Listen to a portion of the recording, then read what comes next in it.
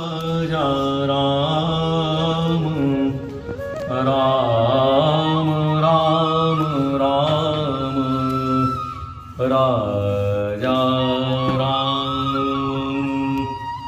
शील गहनी सबकी सहनी कहनी मुख राम। देख और क्या कह रहे हैं, तुलसी रही यही रहनी संत जनन को काम। हम लोगों ने ये समझ लिया कि संत कैसे रहते हैं, क्रोध को अक्रोध से नियंत्रित करके वो जगत विजयी हो जाते हैं। एक बार की बात है, एक नाव पर एक पहुंचे हुए संत कहीं जा रहे थे। उस नाव पर संतों की क्या बात है, बोले पर हेत हानि लाभ जिन के रे उजरे हरस विषाद बसेरे। बोले ऐसे दुष्ट भी, कुछ लोग बस ऐसे दुष्ट भी बैठे हुए थे और उजरे हरस विषाद बसेरे ऐसे दुष्ट लोग उस नाव पर बैठे वो महात्मा भद्र हो गए थे, अर्थात सिर पर उनके बाल नहीं था। एक दुष्ट बोला उसी नाव पर कि क्या घुटा हुआ चमकता सिर है, इस पर जूता मारने लायक वो सिर है। दूसरा दुष्ट जूता लेकर ज्यों ही खड़ा हो रहा था कि आकाशवाणी हो गई। भगवान बोले, संत जी कहो तो नाव को उलट दें, ये सब दुष्ट डूब के मर जाए। संत बोले, प्रभु अगर उलटना है तो नाव को न उल्टे, ये सब दुष्ट वहां डूब के मर जाएंगे। अगर उलटना है तो उन सबकी बुद्धि पलट दीजिए, उलट दीजिए, जिनसे इन लोगों को सदा उनका कल्याण होता रहे। ये संत की शीलता है। श्रीमद् भागवत जी के 11वें स्कंद के 22वें अध्याय के श्लोक में सहनशीलता का विचित्र विलक्षण विश्लेषण भगवान श्री कृष्ण अपने मुखारबिंदु से खुद प्यारे उद्धव जी को सुना रहे हैं। कह रहे हैं कि प्यारे उद्धव, इसलिए इन दुष्ट यानी कभी न तृप्त होने वाली इंद्रियों से विषयों को मत मानो। उन्होंने दुष्ट किसको कहा, बोले वो विषयारक्त इंद्रियों को उन्होंने कह दिया। आत्मा के अज्ञान से प्रतीत होने वाले सांसारिक भेदभाव ब्रह्ममूल ही तो है, ऐसा समझो। असाधु पुरुष गर्दन पकड़कर बाहर निकाल दे, वाणी द्वारा अपमान करे, उपहास निंदा करे, मारे पीटे, आजीविका छीन ले, ऊपर थूक दे अथवा तरह तरह से विचलित करे, निष्ठा से डगमगाने की चेष्टा करे, उससे किसी उपद्रव से क्षुब्ध न होना चाहिए, क्योंकि वे बेचारे अज्ञानी हैं, उन्हें तो परमार्थ पता ही नहीं। अतः जो अपने परम कल्याण का इच्छुक है उसे सभी कठिनाइयों से अपनी विवेक बुद्धि द्वारा क्या करना चाहिए, किसी बाह्य साधन से नहीं, अपने आप। इसलिए इसका सार तो क्या है, बोले जिसको इस जन्म में मुक्त होना है ना, तो शीघ्र संसार बंधन से छूटना है, तो उसको पक्का सहनशील होना ही चाहिए। उद्धव जी ने पूछा, भगवान आप समस्त वक्ताओं के शिरोमणि हैं, मैं इस दुर्जनों के किए गए तिरस्कार को अत्यंत असह्य समझता हूं।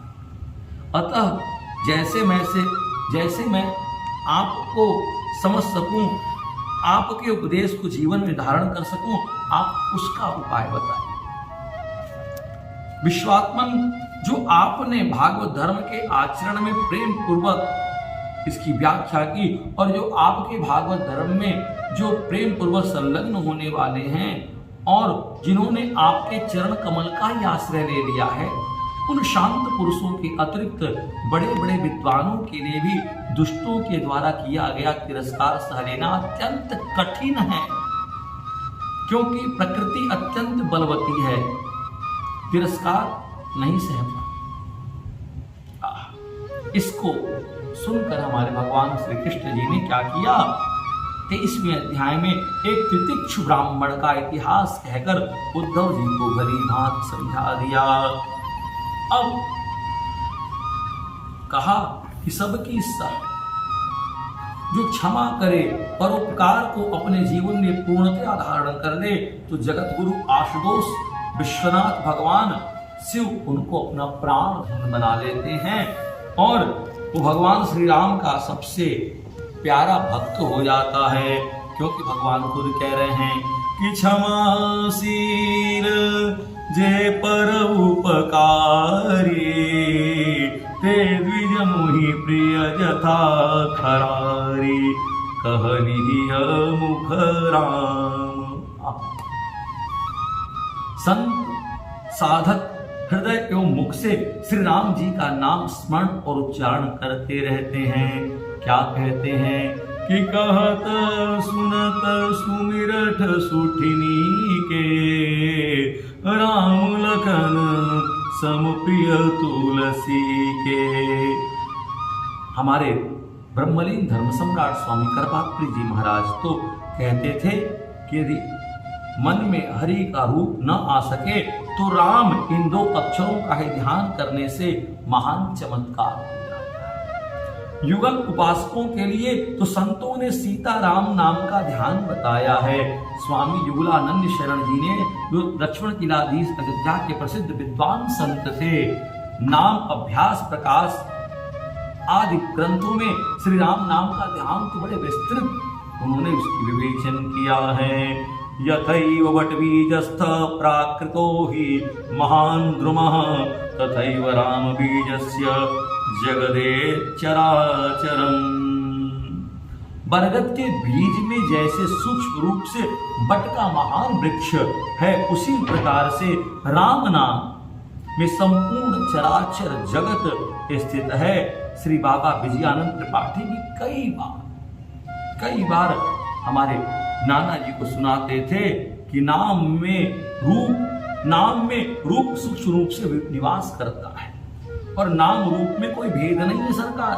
श्री भगवान नाम की ठीक पकड़ से ही अगर हो जाए, हम लोग कर लें तो बेड़ा पार हो जाएगा। इसलिए हमारे विनय पत्रिका में शिव जी कहते हैं कि नाम रटो नाम रटो नाम रटो, गति न लहे राम नाम सो विधि सो सिर जाको, सुमिरत कहत प्रचारी के बल्लभ गिर जाको। ध्यान के विषय में युगलानंद शरण जी कहते हैं कि छाती से 4 अंगुल ऊपर हृदय में जो ऊर्ध्वमुख अष्टदल दिव्य कमल है, उसमें सीताराम नाम स्वर्णाक्षरों में लिखे हुए हैं। उनका ध्यान करें। मन पद्माकार महाचमत्कार उस हृदय में नाम का निरंतर ध्यान करते हुए सारी वृत्तियों को समेट कर बारंबार नाम लेने का अभ्यास करें। नाम भगवान महाकरुणा सागर हैं, उनका स्मरण अमोघ है, वे रूप को प्रकट कर देते हैं। बोले देखियत रूप नाम आधीना, रूप ज्ञान नहीं राम विहीना, रूप विशेषु नाम बिनु जाने, करत लगत न पर ही पहचाने, अरे सुमिरत नाम रूप बिनु देखे, आवत हृदय स्नेह विसेखे। सीताराम सीताराम सीताराम। फिर आगे की व्याख्या पुनः राजा राम।